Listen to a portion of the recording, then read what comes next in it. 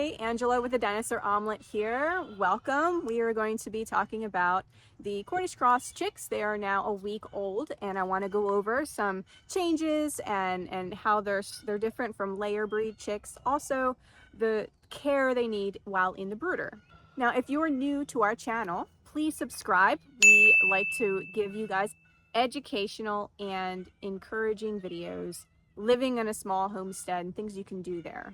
Now, just within the first week, at the end of the first week, they are noticeably larger. The chicks are noticeably larger than if they were a standard layer breed. Standard layer breeds, their chicks, they take a little longer to grow. They're slower growing in general.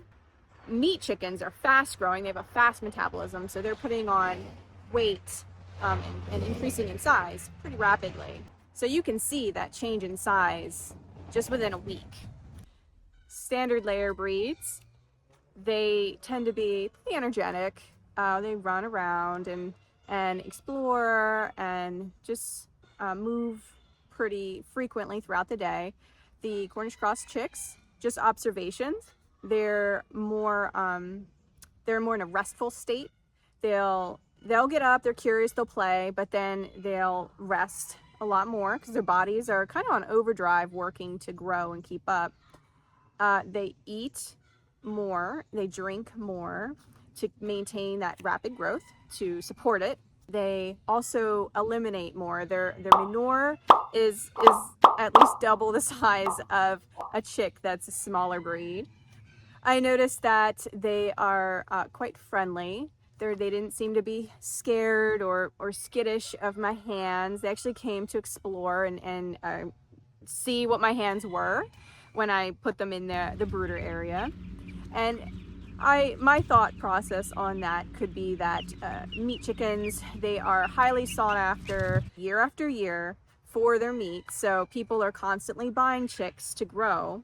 That means breeders are, constantly investing into their lines and handling birds, working with birds, and naturally with an animal that's highly interacted with by humans that will affect their temperament. So these guys, that's just my thought process on it. They seem like they're pretty darn friendly just as a breed. So again, their energy level is much lower than standard layer chicks because they have that bigger size and that fast metabolism.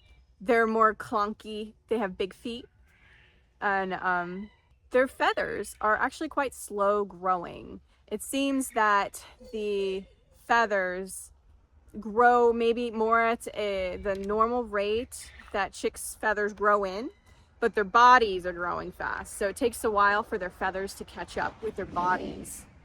Brooder care for meat chicks is going to look a little different in the sense that their space requirement will be more. It'll be greater than if you just have regular layer chicks or any other breed, really. Meat chicks, because of the reasons I just mentioned, because of the differences I just mentioned, that they're bigger, they grow faster, they eat more, they drink more, they sleep, and they eliminate more manure and greater amounts of manure, they're going to need a bigger space to accommodate their type of growth rate and lifestyle that they're in.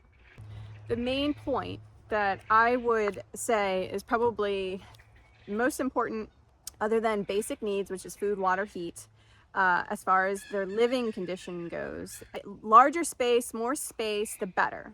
Better for you, better for them. And some people have, barn space. They can put them in a stall or like a shed, and other people will use a tote or a tub, something like that. There's all sorts of types of brooders or brooder space you can use. Now with these guys though, the more space the better, because you're going to want to be able to have like a deep litter system, which is pretty much putting bedding down. As it starts to get soiled, adding bedding on top. As it starts to get soiled, add more bedding, and it just gets deeper and deeper. So then once they're ready to come out of the brooder, then you clean it all out. But you want to keep the space clean and fresh and prevent it from becoming over soiled. These guys, they also have a higher temperature, body temperature, because of their fast metabolism. So their heat requirement will look different as well than standard layer chicks or any other breed that's a normal growing chick. You're going to definitely want to keep an eye on is the temperature or their comfort level in the brooder, that they're not overheated. The easiest way to monitor the temperature in the brooder is just watch their behavior. You're going to want to make sure they're milling about the space evenly, not hanging out, you know, in one space more than the other. If they're avoiding the heat source, then it's too warm. The heat is too warm. If they're right near the heat source, it's too cold in the space. So you have to adjust if you're using a light, you have to adjust the height depending on their behavior. If they're acting like they're right under the light, then lower it to make it warmer. If they're avoiding the light, then raise it to make the space cooler. There's other types of heating sources that people may use, and just use discretion and watch their behavior day to day, because they grow fast. So it's a day-to-day process to watch to make sure their temperature is proper in the brooder. Now again, with the space, the more space you have, the easier and the more smooth the process will be for you and for them while they're in the brooder. If the brooder space is too small, what will happen is it'll get soiled really quickly. They'll feel overheated because it'll be too crowded, and that will affect their health. If they're in a soiled area, no matter, you might be adding bedding pretty frequently, but there's just going to get soiled because it's not enough space for them to spread out. Then if they're too close together, they'll feel a little overheated, and that'll make them feel uncomfortable. The smell will increase, and that will be displeasing for you. And you know, if you have them in a basement or a room of your house rather than outside or in a barn, and you'll just be wondering when can they go outside into the, you know, outdoor pen, permanent pen. Sometimes people are raising them and it's still too cold outside because it's early spring or end of winter, and the time in the brooder is different than for the Cornish Cross. For the meat birds, the time in the brooder for meat birds is different than for layer breeds and smaller breeds.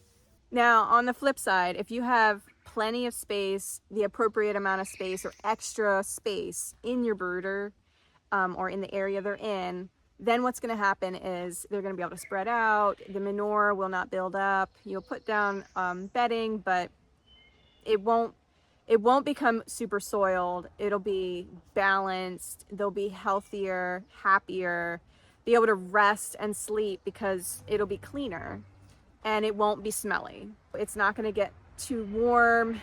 Even if you're adjusting the heat, just their bodies themselves produce heat, and you can feel it just by putting your hands over them. You can feel the heat radiating off of them. They have appropriate space in the brooder, then the temperature will be maintained more evenly and balanced.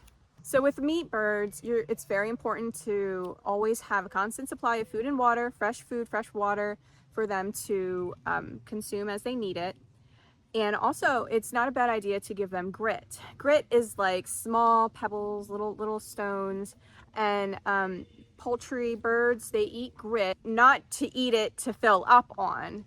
The grit will travel down into the gizzard, which is part of the digestive tract of a chicken. And the gizzard's like a muscle that grit will sit in, and it'll contract when the food goes into the gizzard. The gizzard will contract and break down the food for the bird to pull nutrients from. The grit acts like teeth, essentially, like it does for us. It'll stay in the gizzard, and then the grit will help the gizzard in breaking down the food, so the bird will get as much as it can from the food it's eating, nutrient-wise. Some food, without having grit in their system, some food will pass through completely, and they won't get as much as they can get from it. So it's really beneficial to give grit to chicks and adult poultry, especially depending on what they're eating, especially if it's like harder grains or difficult to digest food. So that's it for brooder care for the Cornish Cross chickens. I keep wanting to say monster chicks because I affectionately call them monster birds because they grow so fast. They look different than normal chicken chicks. They still look cute, but it's like they're little monsters growing. So I affectionately call them monster chickens or monster babies But if this was interesting to you guys, please subscribe, like the video. Stay tuned. I will be having another video to come on the next update in their growth and more about raising Cornish Cross on a small homestead. Thanks so much, guys, for watching. See ya.